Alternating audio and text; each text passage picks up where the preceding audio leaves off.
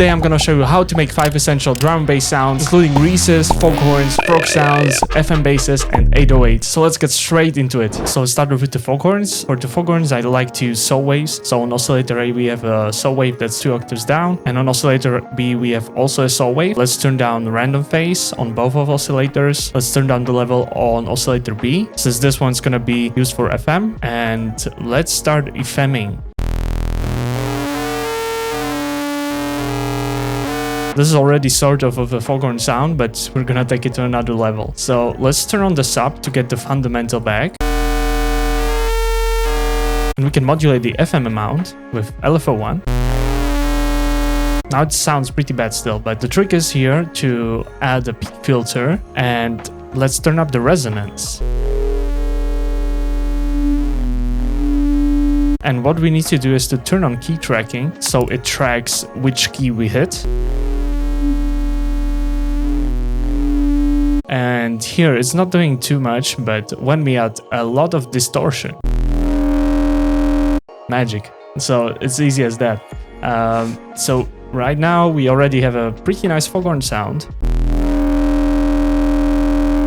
So this is how you can make a ton of Foghorns with different harmonics. You just have to adjust the FM and the cutoff of the peak filter, and of course maybe even change the distortion. We can even filter out the low frequencies after the distortion using the post.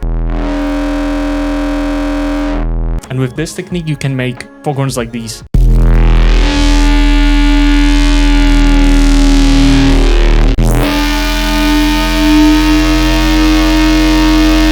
Let's move on to the Reeses. So the most basic Reese we can have is a saw wave pitched down 2 octaves down with unison turned up to 2, so we have 2 voices and a bit of detune.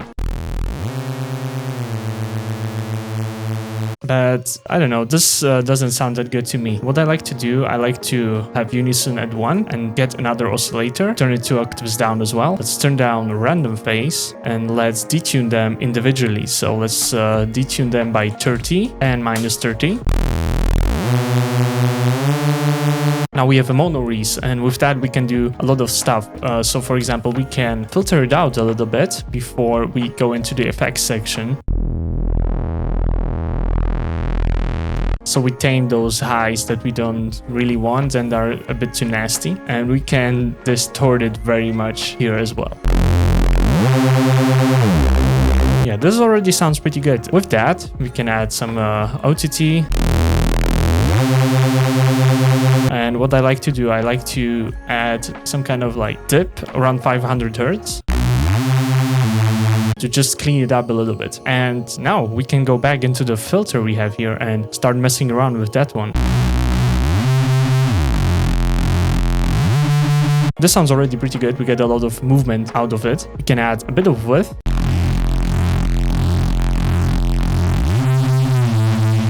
We can add different filters and try out what works.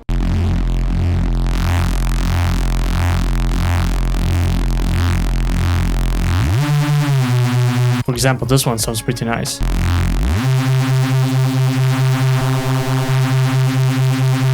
So where you take off the frequencies, it's gonna affect how the distortion and the compression is gonna be reacting to it. So you can get very creative here. You can go even 1 octave up, for example.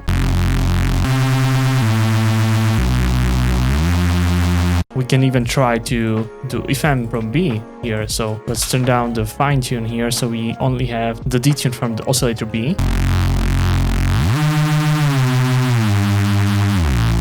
And this also works. So you know, you can just fiddle around with also some filters, some notch filters, for example.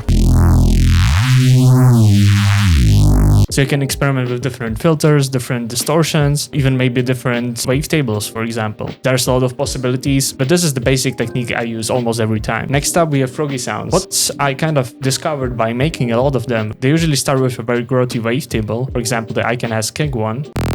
So these sounds emulate is basically us talking as people or frogs, for example, and that's achieved by adding a lot of peaks, which are basically formants. We can do that ourselves, for example, using some filters with a high resonance, for example, the high peak filter. And when we add a lot of resonance, we already got a froggy sound kind of. So we can start to build the sound. For example, we can do something like this. Yeah, we can try to adjust the cutoff so it sounds nice. Yeah, this sounds pretty nice. So we can try to make it move a bit more. So let's do every other sound should be a bit higher, for example. So we can do that by modulating the frequency and the cutoff. And yeah, this sound with a bit of distortion, a bit of compression and reverb sounds like this. And yeah, with that we get the first froggy sound. This is not the only technique you can use. You can also use formant filters, for example this one.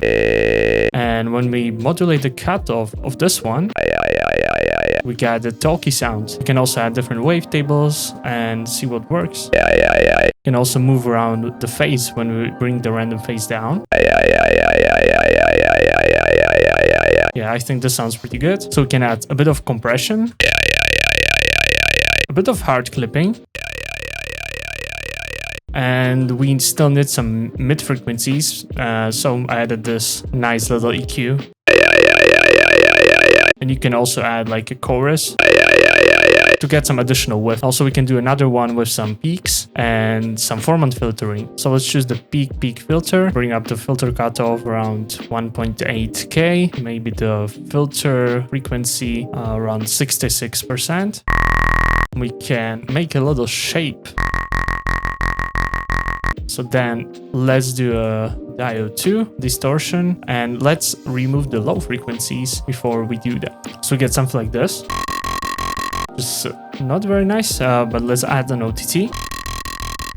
And let's add the formant filter. So I like to use the formant filter too. Let's bring up the filter frequency and also the formant.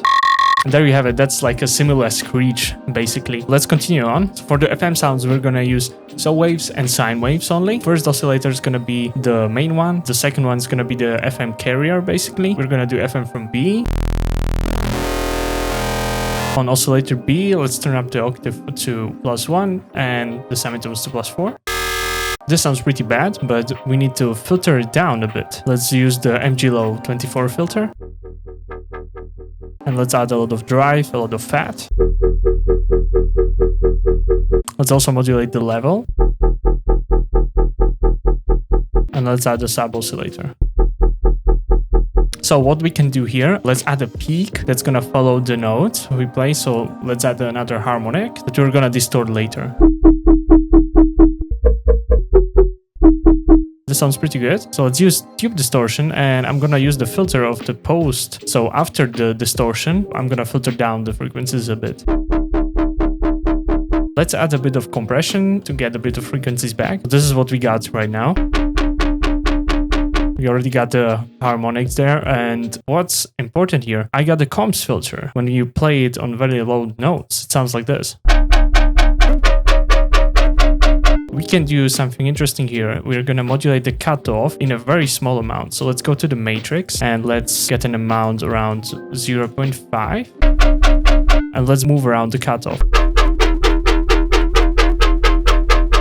Yeah, around 26 Hz sounds pretty good. You can also add some hyperdimension here with zero size, a bit of mix.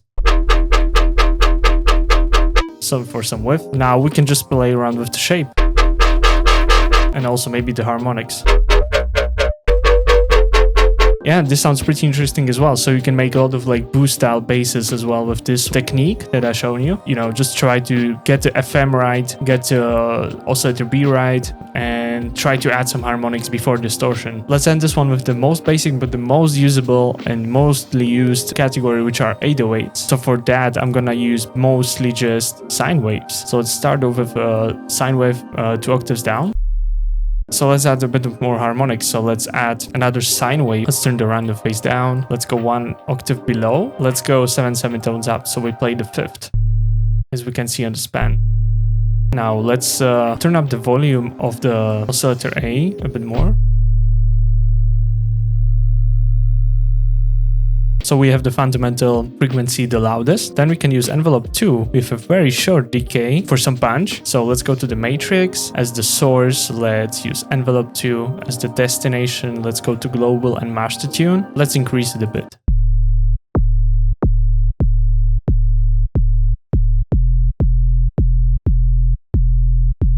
This sounds pretty good. This is pretty much like the most basic one you can get. But of course, let's push it a bit.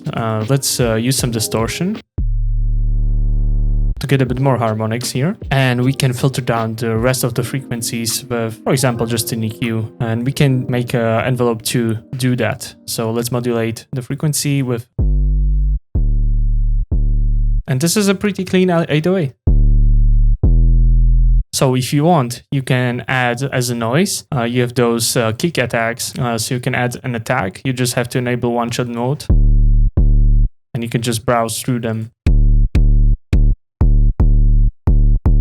This one sounds pretty good. And also we can increase the release a bit. So yeah, by doing that, we can get a lot of 808s, for example, this one.